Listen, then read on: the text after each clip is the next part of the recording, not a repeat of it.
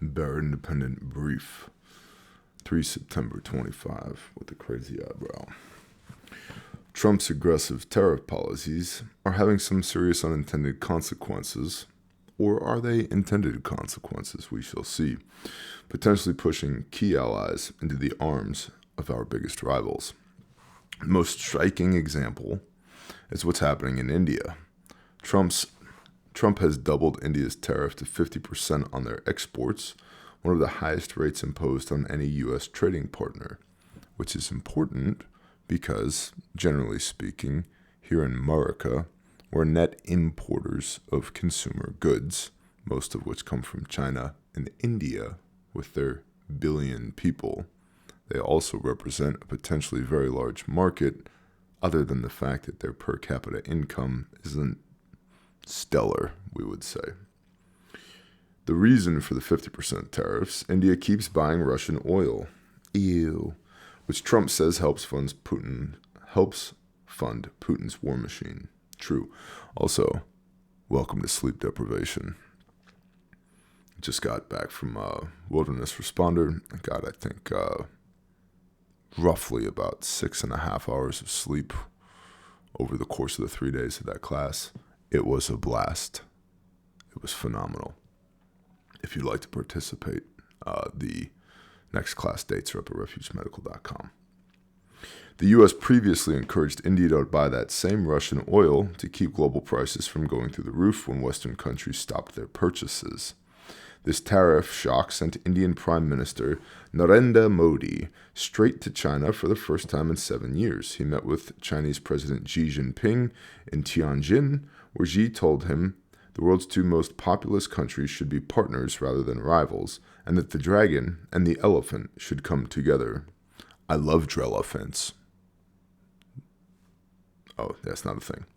Modi responded by saying that they were committed, quote, committed to progressing our relations based on mutual respect, trust, and sensitivities, end quote. Diplo speak. It's like, yeah, sure, we could be friends if it's good for both of us. The timing couldn't be worse for American interests. As one expert put it, quote, President Donald Trump's decision to impose a 50% tariff on India is one of the biggest shocks that India has ever gotten in recent times, end quote. The Chinese ambassador to New Delhi even delivered a rare public defense of India against the increased tariffs, calling the U.S. a bully.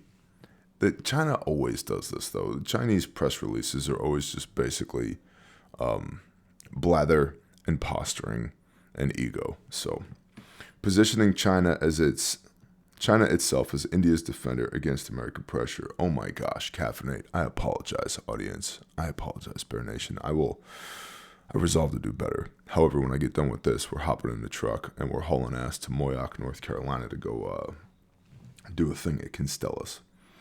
Meanwhile, China and Russia are working together to build alternatives to the U.S.-dominated financial system. Okay. Is it dominated? I'm holding up a piece of silver. Dominated by what? Bullshit? Make your money sound like this. That's what money sounds like. This is not financial advice.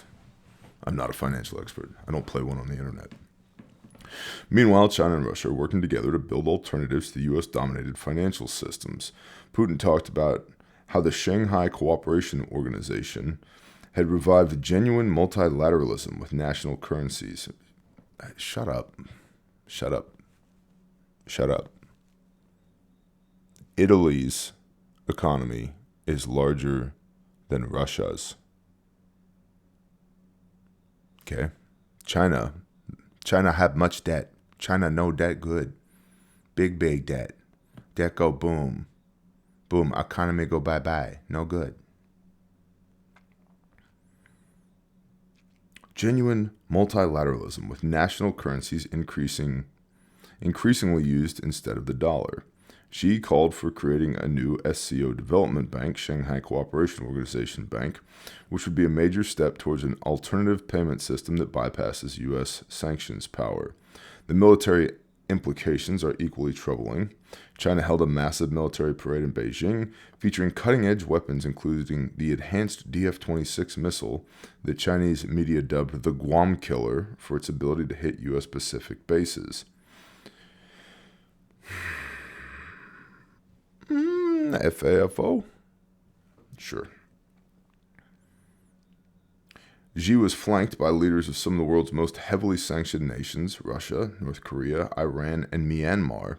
North Korean leader Kim Jong-un and Russian President Vladimir Putin are making their first joint appearance alongside China's Xi, marking what experts called the emergence of a new Cold War structure. They want a new Cold War structure, I believe, because there has to be some great Satan for us to posture against for multiple reasons. One is military-industrial complex profitability. The other is control of the populace. The third is the creation of narratives that continue to keep their thumbs pressed down on top of people, mostly putting their head inside of a box so that they can't think the types of things that they need to think in order to be able to escape the system in the first place. There has to be an enemy. Yeah, I'll just leave that at that. The parade showcased new anti-ship missiles called the Yingji, which means eagle attacker in Chinese. The Chinese commentators described them as designed to prevent the United States from posing a serious threat to China's national security. Well, best of luck with that.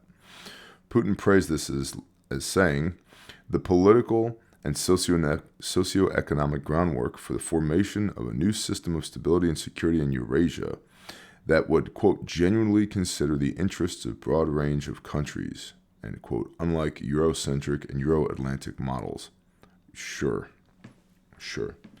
Because Putin's known for genuinely considering the interests of broad ranges of countries.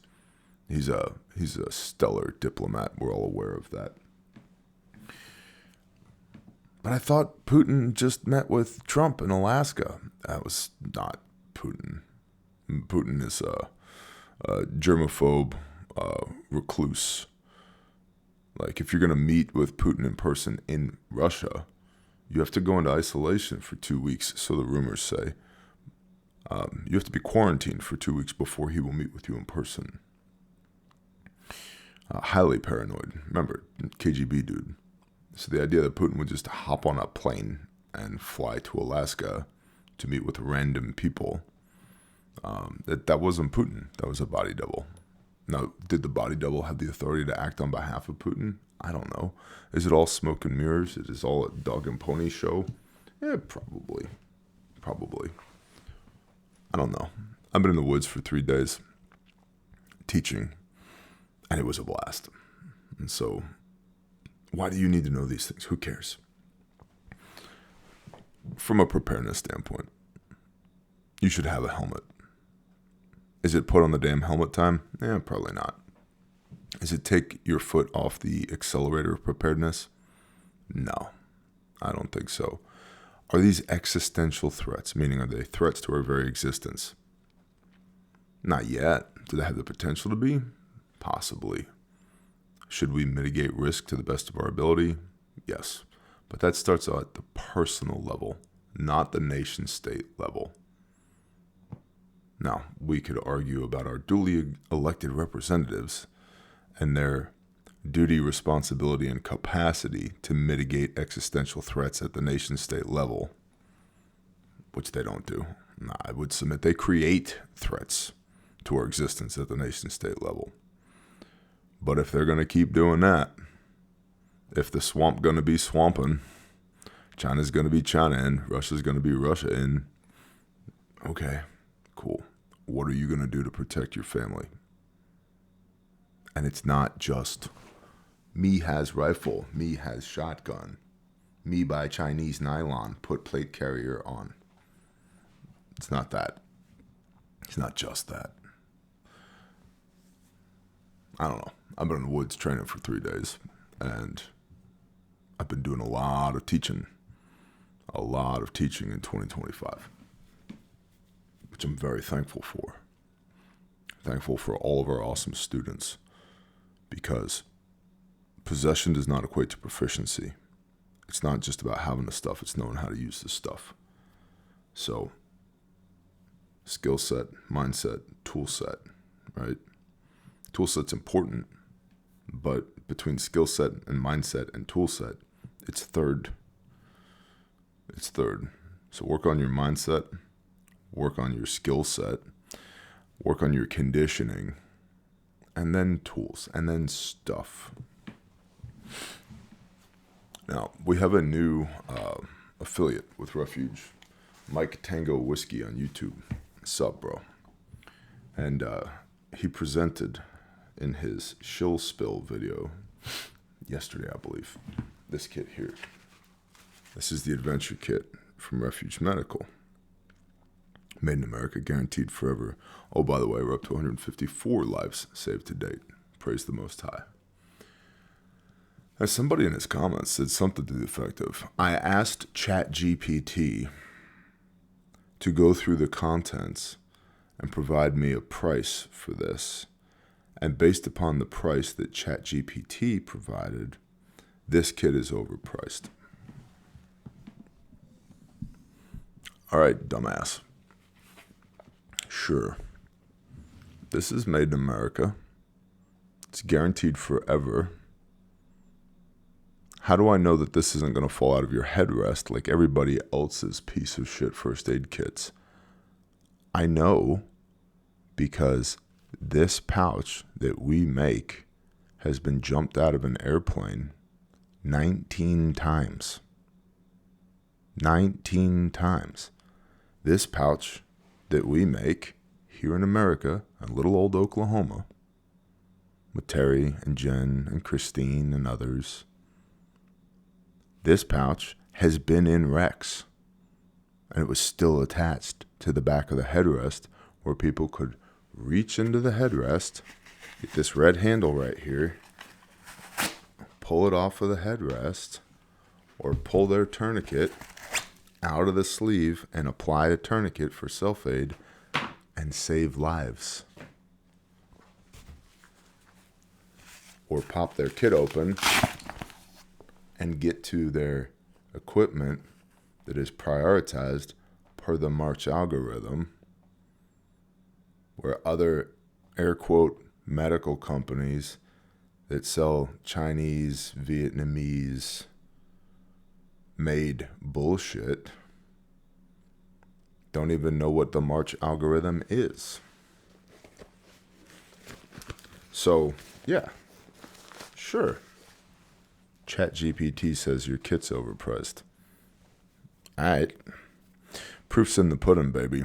4 continents, all branches of the U.S. Armed Forces electively, because what we make greatly exceeds military specification.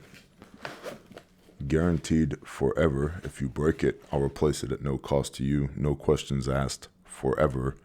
And if you use it to save a life, I will replace all of the components up to and including the entirety of the kit at no cost to you forever, using only the best components, medical components on planet Earth.